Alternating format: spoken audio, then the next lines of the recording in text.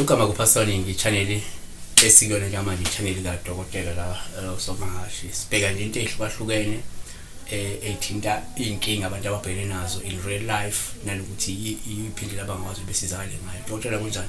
Mne wethu uyaphila? Ngiyaphila. Ngifuna kafushane neDokotela namhlanje nasisize la umuntu osekhaya. Baningi abantu uthola ukuthi izinto zabo zihambe kahle. Omunye kungathiwa idlozi laphendula noma ithongo laphendula, yabona.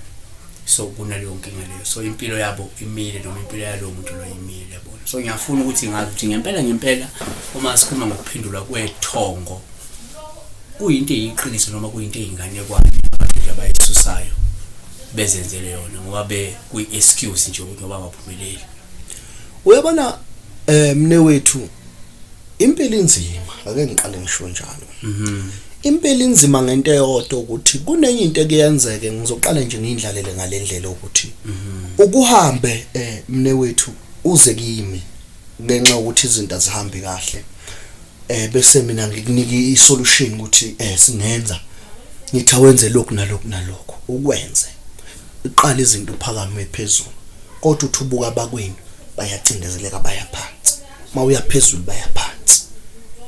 Kodwa wena wazi ukuthi yini kunento esizokhuluma engifuna ukukhuluma ngayo ukuthi kunezinto lento yokuphendulwa kwedlozi ikhona iyaphila.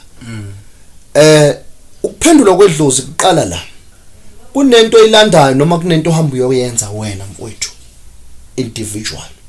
Lento ihamba kube ngathi manje ithwebula ubunhlanhla balabe bakhona, ngoba ukuphendulwa kwedlozi kakhulu kwenziwa umuntu wasekhaya. Kukancane kakhulu futhi akuvamisile ukuthi ngaba khona umuntu okuthiwa nathi akathiwa makhelwane waphendula idlozi la ekhaya. No, ukuphendulwa kwedlozi, umuntu okwazi ukuphendula idlozi noma onamandla okuphendula idlozi umuntu wasekhaya. Ukuphendulwa kwedlozi kunokwenzeka ke ekhaya ukuthi nizala isithenjini, kunendlu yakamabani, kunendlu yakamabani, bese kuthi ngokuganga lendlu le kube khona izinto ezenzayo. Iphendula idlozi liphendulela kuphi? Iliphendula ukuthi ngathi alibheke indlu ethizeni, ake sithi mhlawumbe ibheke indlu kamangubani. Uthola ukuthi kunabantu manje njengoba sikhuluma ukuthi bazala esithenjini, indlu yangapha iphumelele total. Ngisho bathi bezama kanjani noma yaphumelela kuthe nje kwase kuvele ziyaphenduka izinto. Mayiphenduka nga kwaba ukulunga kwangapha, okushuthi manje uma kuthiwa kuphendulwa idlozi baningi abantu ababhekane nalenkingi. Ukuthi uthola ukuthi la ekhaya kukhona umuntu oyisigwili phezulu lapha, kodwa uma ubheka abakwabo, asisho ngokuthi mhlawumbe ufundile wenzeni, kodwa uma ubheka abakwabo ayikho into elungayo. Wayenzani lo muntu? Kwaphendula umsamo wekhaya, kube ngathi ubheka kuphi? Ubheka ngakusayidini lakhe. Laba abanye kushuthi manje mabeyohlola bona kuthiwa hayi idlozi likufulathela, kwaphendula umsamo wakini wena ukusebenzeli noma bukho ubunhlanhla obukusizayo. Uthola ukuthi lowo muntu lapho sekungena khona ukuthi hayi wena mfowethu umfo kaNkosi wena ngeke umuntu ukusebenzele, ngcono usebenzise iswasho ngoba idlozi laphendula. Kunento engeke ngiyichaze nje ngamafuphi ngithi yazi uma ungathatha ukubheka noma enye into engiyichazayo ukuthi umuthi kakhulu usebenza ngamandla edlozi, ngoba yimpande lezo sisebenza kakhulu ngamandla edlozi. Yingakho uthola ukuthi umunye umuntu mayizofika nomuthi kuthiwa mawufika ekhaya ushisela impepho lemithi ukuze izokusebenzela, ngoba isebenza kakhulu ngamandla edlozi noma ngamandla ethonga lakini. Bese kuthi iswasho sisebenze ngakho ukukhuleka lokho. Manje ngikushoyo ukuthi uthola ukuthi uma sekuphendula idlozi kahle wena uthola into zakho ziyaphazamiseka, ngisho umuthi awusakusebenzeli, akusazweli lutho, kodwa lokhu yena ophendulile uyaphambili, ziyavuleka izinto, yonke into yakhe right. Okushuthi lapho kukhona into kukabili ke mfowethu, kukhona umuntu ophendula idlozi azi, kukhona ophendule angazi. Kunezinto esezilandwa manje, angeke ngiyibize ngamagama ngoba abanye bake bathi uyaxeba. Umuntu uyalanda into yakhe yokuthi uyaceba, angazi ukuthi ukuceba kwakhe lokhu ucindezele abakwabo. Yingakho uthola ukuthi la ekhaya kwakhona isigwili sala ekhaya, saba nezimoto saba nani, kodwa sithema sihamba washabalala konke.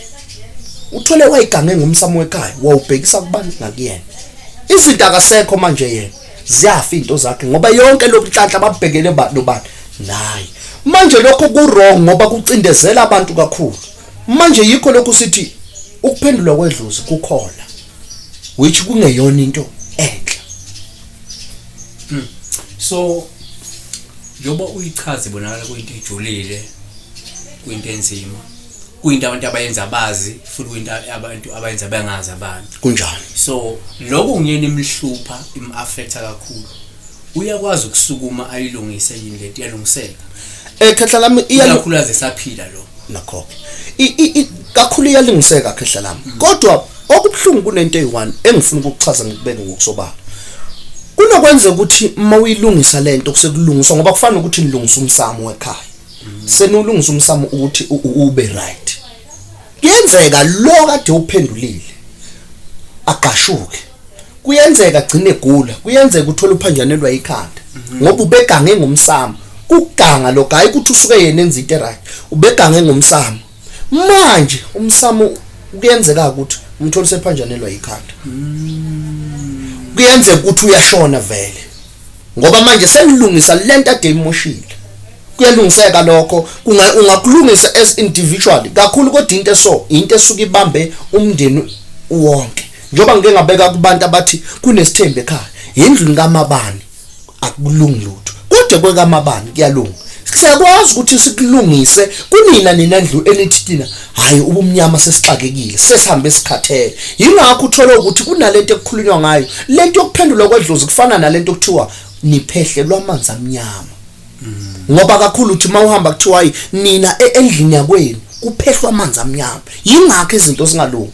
Kusuka kuyiyo lento ukuthi kwaphendulwa itho labheka kwelinye side laba libafulathele izinto azilungi.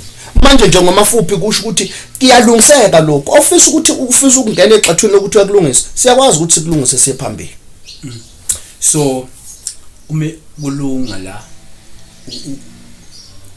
umuntu uyakhokha esebonga noma hayi kunento encane ayikhokhayo ngaphambili ngoba into ibonakala ukuthi ebucayi kakhulu. Uyakhanyisa noma hayi sine standard price uma ufuna sikulungisele idlozi eliphenduliwe singusumsamo hayi 100,000. Yebo. Angithi mfowethu kakhulu khona le ngeke ngayisho ukuthi kunezindlela ezikhona. Kakhulu sibheka indaba yokuhlola ukuthi la lento yenzeke kanje. Uma sihlola ingenzekani, ingabe ilula ngaleyo ndlela noma ngabe kuzokwenzakalani. Bese siyakwazi ukuthi nayi inkomo yakwangubani kuzoba into engaka. Bese kuxoxiswana ukuthi cha Mkhulu mangabe kaxoxiswana ukuthi mina nginento engaka ngisacela ukuthi usilungisele lento ngoba mase usilungisele vele siyazi ukuthi kuzokhanya. Bese sikwazi ukuthi siphinde siqedele inkomo yakwangubani mayishodile. Oh no hayi izwali simple. Besibheka la udaba lomsamo, isidalwa, idlozi, ithongo eliphenduliwe, ukuphehlelwa amanzi amnyama kusho njalo dokotela. Kuyinto elungisekayo manje ukuthi kuyenzeka uyabona ukuthi ngathi umsamo uphenduliwe, ngathi idlozi liphenduliwe, ngathi ithongo liphenduliwe, ngathi isidalwa sakwenu siphenduliwe. Iyasukumeleka lento leyo. Kungenzeka lo muntu uyiphendule ngenhloso, ngenzeka uyiphendule engahlosile engazi futhi ngenqothi ubelade into yencebo kanti into yencebo izothebula isimo sobunhlanhla esobudlozi balakhaya bese kuceba yena yedwa yena nishone phansi kodwa ke uyalungiseka. Ezasho ukuthi ke njani uyamthinta dokotela inombolo yilezo oyibonayo umthinte ukwazi ukuthola udaba ukuthi ke wena wakho umsamo isidalo sakho idlozi lakho ithole kulungiswa kanjani. Siyabonga dokotela. Siyabonga.